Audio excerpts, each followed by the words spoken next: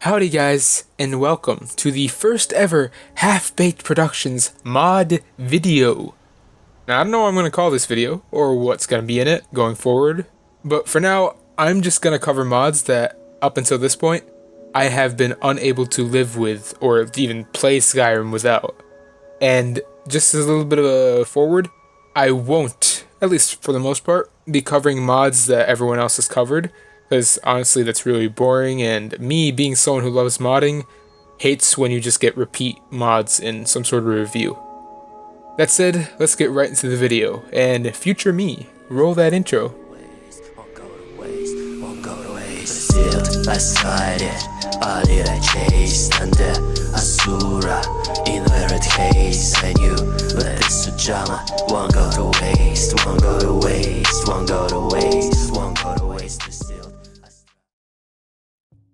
Now to start this video off, I'm going to give some guarantees or things that I will and won't be doing. That being, just like I said, no redundant BS that literally every mod video out there does. Instead, I'm going to show you guys, at least in this video, what I've done to my own personal Skyrim to make it look the way it does, be it large mods, groups of mods that do the same sort of thing, or whatever I think really elevates it above other modded Skyrims in general. To be frank though, my Skyrim does have well over 250 mods, and each and every person's install differs. For this reason, I'm going to make some recommendations before we even start. That being that if you're using Vortex or Nexus Mod Manager... Stop! You violated the law! The reason being that those mod managers, as far as I understand, don't virtualize your install. That meaning that, say, you install XXX Minecraft 32 XXX's texture mod for something, when you uninstall it, in the case of unvirtualized or non-virtualized mod managers, your game will probably go corrupt because now it lacks a piece of it that was replaced or is no longer there in the first place. However, in the case of something like Mod Organizer 2, which is what I'm recommending, it's going to be there. Like your game on your actual original game never gets touched by any sort of mods, because everything is just in a layer on top that the game accesses files from. Hence the reason why it's called virtualization. And for that reason, just like I said, I highly recommend that you swap to Mod Organizer 2, which, like I said earlier, does virtual installs, as well as having tons of other features, though it takes a hell of a long time to learn and get used to. And for my console homies out there, don't worry boys, I'll look up mods that do the same for you guys, cause we all in this together, and I ain't about to let you down, so let's get right into it. To start us off, the first group of mods that I look to when I install Skyrim, or even a Bethesda game in general, is something that's going to spice up my lighting and make it a level above what other people's Skyrims look like. For this, like a lot of people do, I go with the EMB series, specifically the CFL2 preset from the one and only Trey M. Now, I'll be real with you guys for a second. This guy is most of the reason why my videos look the way they do. Hell, the first ever EMB I ever downloaded was in fact the original CFL, and I've yet to regret downloading his presets since then. Going into the EMB then, the reason I even chose it in the first place comes down to the look it gives the game. Specifically with how it manages colors and more so the camera lens. Now, if you've been with the channel for a while now, you'll know how I love my cinematic stuff. And this mod goes a far ways in making the game look as though it's been taped on film, with things like lens distortion, film grain, and even film-like coloring being present in this EMB. And did I mention how the EMB has presets? So if you ever get bored of the moody look you gave your game, you can go for a more vibrant version, something that I do a lot when I have to get specific lighting scenarios. And that's not all. In fact, this EMB does so much more stuff. Hell, EMBs in general do so much more for your game than even the best texture mods will do. Something that I feel makes them the only visual mod out there that I would 100% recommend to anyone who can run it. And trust me, you won't regret it. But fret not, my low-spec and console friends, as that's not the only thing I use to achieve the look my Skyrim has. In fact, I have like 10 other mods layered on top and underneath it to help me get the colors to pop and things like that. But for the sake of time, I'll just mention the ones that I think people would benefit from the most, and what people who don't have a lot of VRAM could also benefit from. The first of these being the venerable LFX, otherwise known as enhanced lighting in FX. Now this mod, just by itself, could be considered a very light ENB, as it not only makes your interiors look much more realistic, but it adds in tons more shadows and lights in general. Not to mention how it would drastically change how you play certain portions of the game, depending on how you set it up.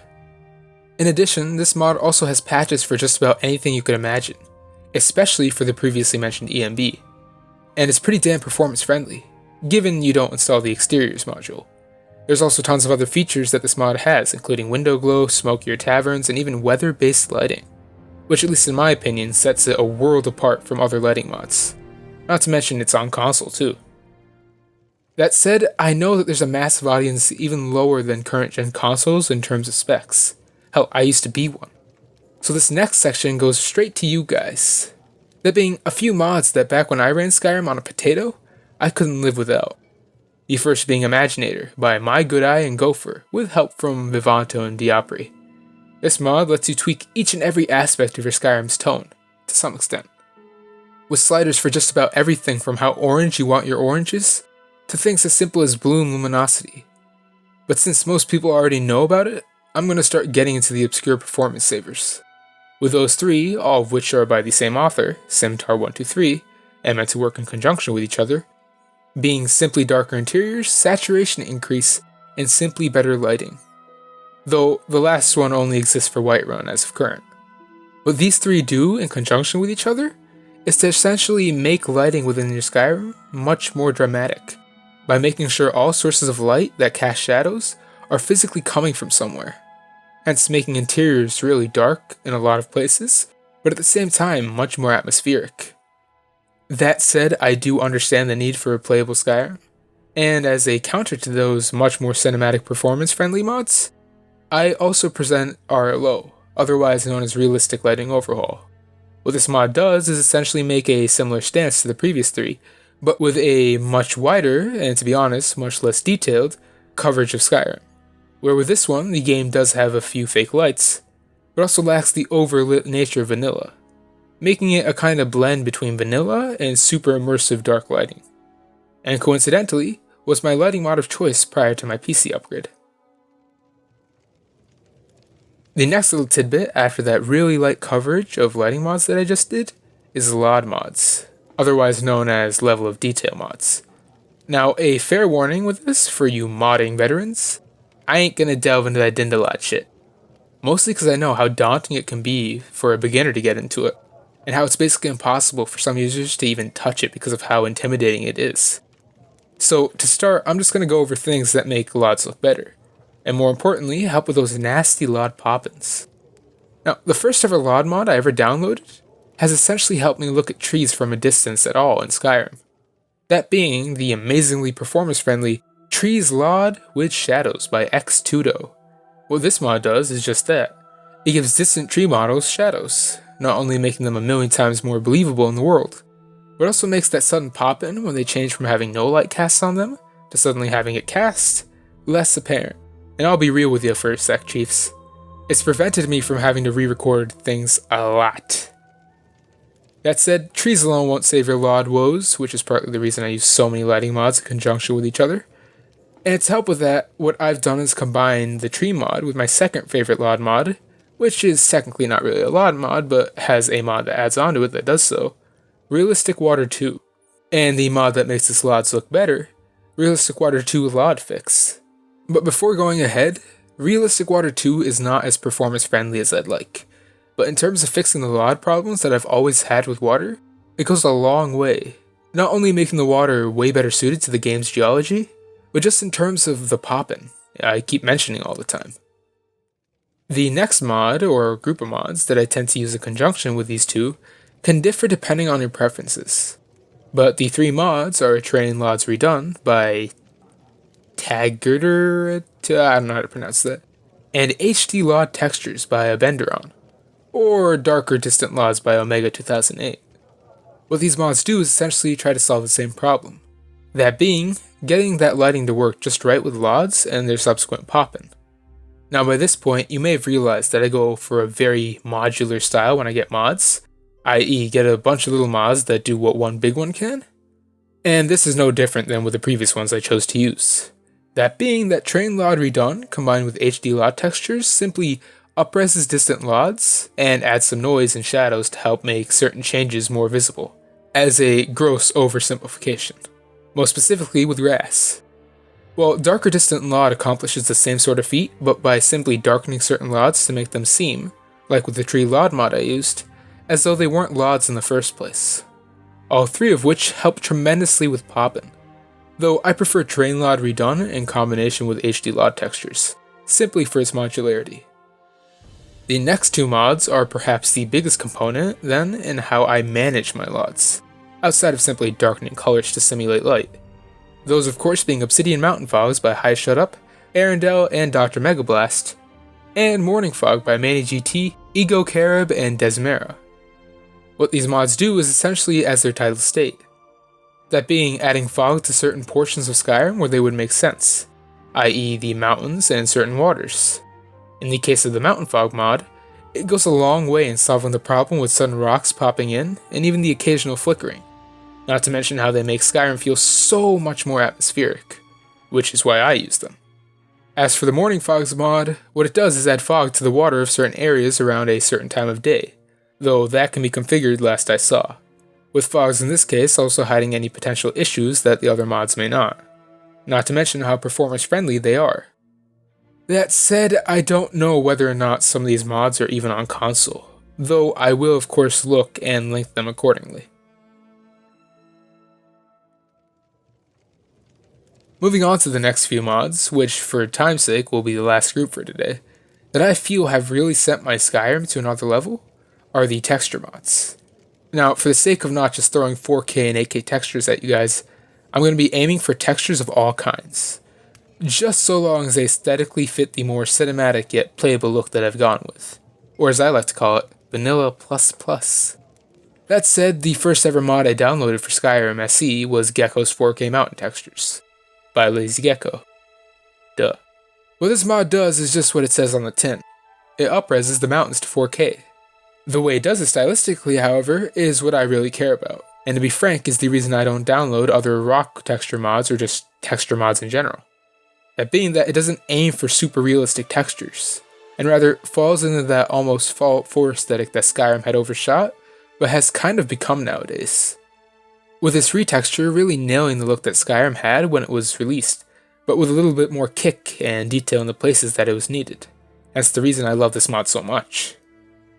The next mod then is in fact the second texture mod I downloaded for Skyrim SE, that being Ethereal Clouds by the legendary texture modder Gamwitch, who you may know from things like Baron's Eye's Glory. Now what this mod does is essentially replicate vanilla clouds, but in higher resolution and with more of a neutral approach, hence allowing for any sort of lighting mod to diffuse through this alpha layer and interact with the clouds in such a way as to not detract from the overall image. And kinda as an addendum, this mod also just so happens to be the reason why I love messing with sky textures and meme videos.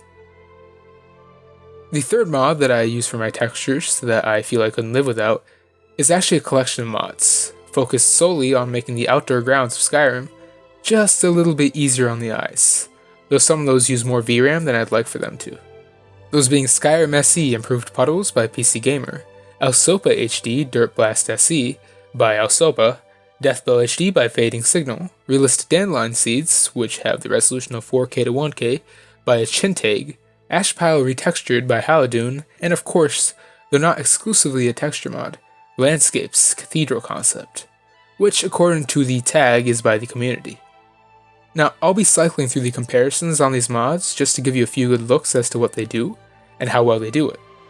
But in general, each one of these mods adds in small little flourishes and details that add so much more character to the game that a group of devs just wouldn't have the time to do, obviously because of the scale of the game. Not to mention how they seamlessly fit into vanilla Skyrim without hogging up the limelight, like other such mods do. Additionally, all these mods are insignificant enough that they really wouldn't ever affect your performance all too much, with the only big mod in these few being the grass mod, though not for the reasons you'd think. See, the way I mod my Skyrim is that I spend more time on lighting than I do with textures. As a result, my ground textures in certain places can range from amazing, because of other certain mods, to absolutely terrible. So to help hide that, or at least show it less, I chose the grass overhaul I did. With this overhaul in particular, making your grass a lot more like the modded grasses from games like Morrowind and Oblivion, hence making it appear a lot more dense from afar, at the cost of being way less dense up close. Which for me at least is fine, as not only does it help with performance, but in landscape shots, it helps cover up potential pop-in, and more importantly, the nasty ground textures that my lighting can't fix at certain times of the day. But with that, it seems that I'm on the 4th page of the script, and being the slacker that I am already behind schedule by, honestly, more than 2 days. So to cut it short, these are a few, and to some extent really insignificant mods, that have helped elevate my Skyrim above a lot of other people's, bounding over problems like LOD pop-ins and color issues via EMB selection and proper lighting methods, rather than extremely high depth of field, and especially aesthetic blending. Though what I feel really defines my Skyrim has been my ability to personalize it over the last 2 or 3 years, with my own personal look depending heavily on how I've gone about with my visual philosophies. But enough of that, I want to know what you guys think about this video. Are there things I should change, things I should completely obliterate, or are things great? Leave a like and perhaps subscribe, maybe, perhaps. Anyways, thanks for watching, and if it goes well, or even if I had fun making this video, I'll make some more. But for now, Kuyo out.